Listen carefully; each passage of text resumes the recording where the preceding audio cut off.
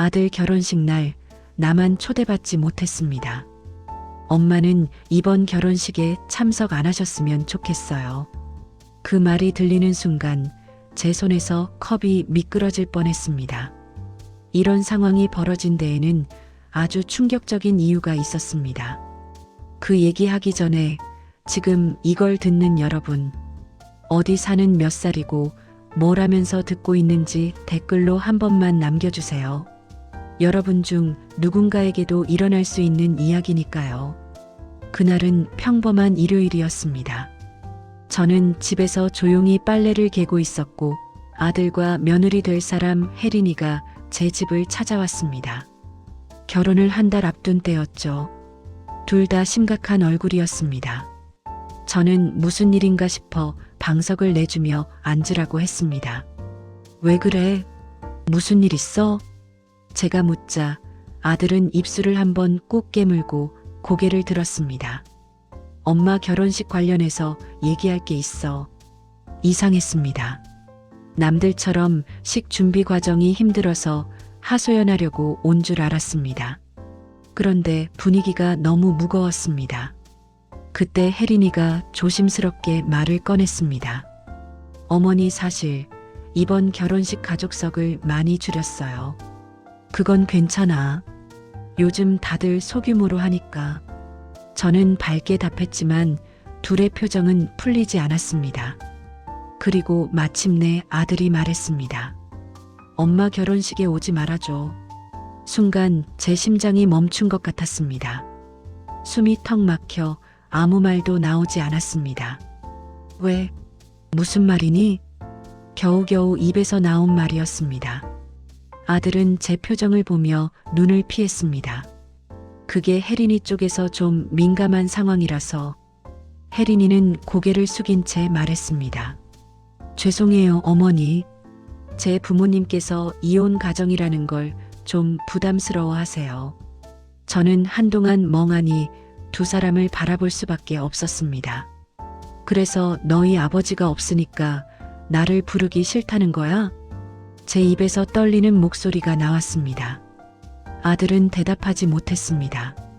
천천히 아주 느리게 제 내부가 무너지는 소리가 들리는 것만 같았습니다. 엄마 미안해.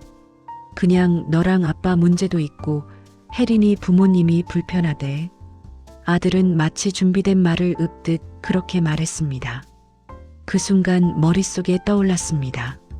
아버지에게 버림받았을 때도, 이혼 과정에서 모든 걸 짊어졌을 때도 저는 아들만은 지키려고 했습니다. 하지만 아들은 그의 결혼식에서 나만 제외하기로 결정한 것이었습니다. 엄마가 오면 분위기가 복잡해질 것 같아서.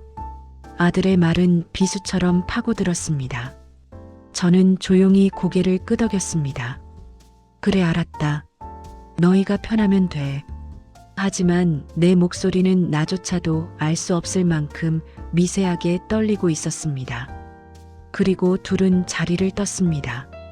문이 닫히는 소리가 그렇게 차갑게 들릴 줄 몰랐습니다. 혼자 남은 집안에서 저는 끝내 눈물을 참지 못했습니다. 누워도 앉아도 서 있어도 왜? 라는 질문만 계속 맴돌았습니다.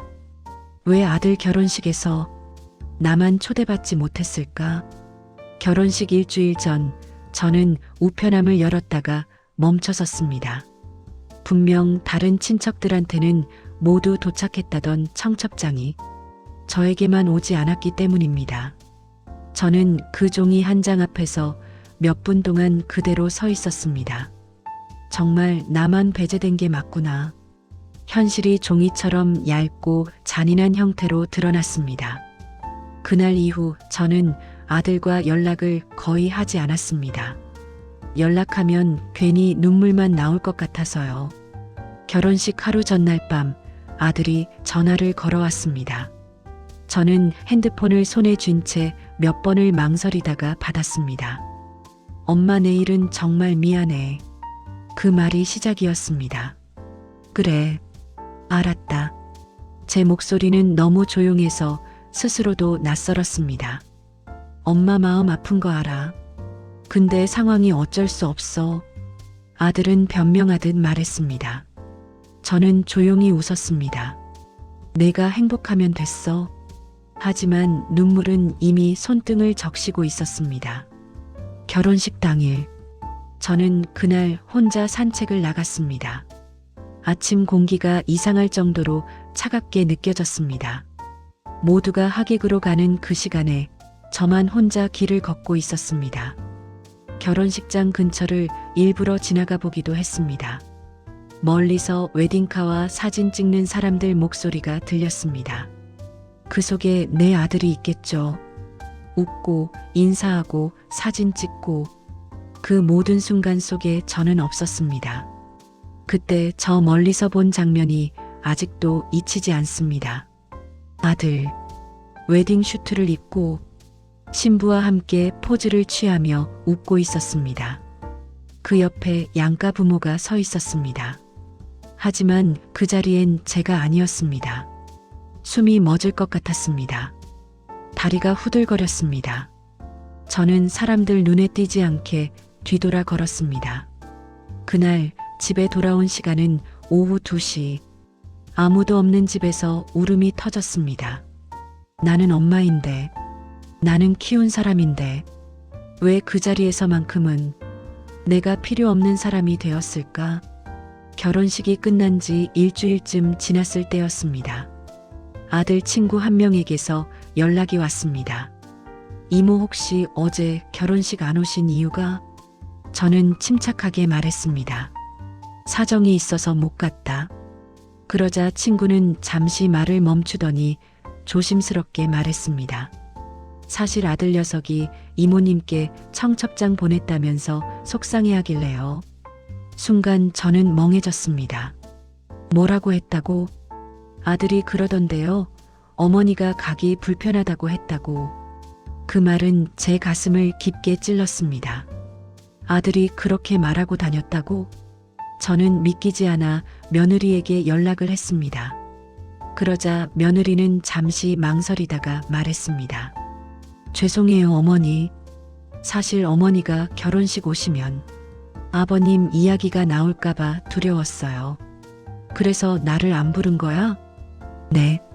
그리고 남편에게는 어머니가 거절했다고 말했어요. 남편 상처받을까봐. 그 순간 저는 깊게 숨을 들이쉬었습니다. 모든 조각이 하나로 연결되었습니다. 아들은 엄마가 오기 싫어했다고 듣고 상처받은 상태였고, 저는 아들이 나를 배제했다고 믿고 상처를 받았던 겁니다. 우리는 서로 사랑해서 서로를 지키려고 했지만 그 사랑이 서로에게 오해의 칼날이 되어 돌아왔던 겁니다. 그날 저는 아들에게 직접 찾아갔습니다. 현관문 앞에서 몇 번을 망설이다가 마침내 초인종을 눌렀습니다. 아들이 문을 열었고 제 얼굴을 보자마자 표정이 흔들렸습니다. 엄마 왜 이제야 와? 아들의 목소리엔 울음이 맺혀 있었습니다. 저는 조용히 말했습니다. 우리 오해를 풀자. 거실에 앉아 저는 그동안 알게 된 사실을 전부 말했습니다. 아들은 고개를 숙이고 있었습니다. 그리고 한참 뒤 떨리는 목소리로 말했습니다. 엄마가 오고 싶지 않은 줄 알았어. 내가 버림받은 줄 알았어. 저는 그 말을 듣자 울컥했습니다. 내가 왜 널 버리니? 나는 평생 너 하나만 보고 살아왔는데. 아들은 두 손으로 얼굴을 감쌌습니다.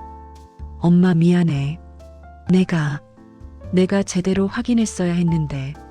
그 순간 며느리가 눈물로 가득한 얼굴로 방에서 나왔습니다. 어머니 정말 죄송했어요. 제가 너무 겁이 많았어요. 그날의 어머니 표정을 아직도 잊을 수 없어요.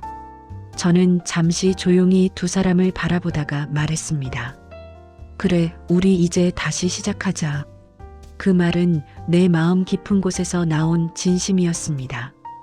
그 뒤로 아들과 며느리는 저를 먼저 챙기기 시작했습니다.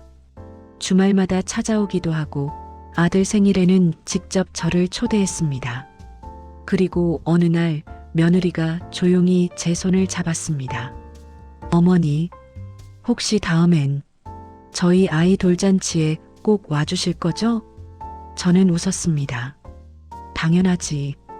나는 이제야 다시 가족이 된 것 같구나. 아들 결혼식에 초대받지 못한 엄마였던 저는 어쩌면 그때 처음으로 우리 가족이 진짜 대화를 시작하는 자리에 서 있게 된 것인지도 모르겠습니다. 사는 건 언제나 어려웠지만 그날만큼은 마음이 따뜻했습니다. 재미있게 보셨다면 좋아요, 구독은 큰 힘이 됩니다.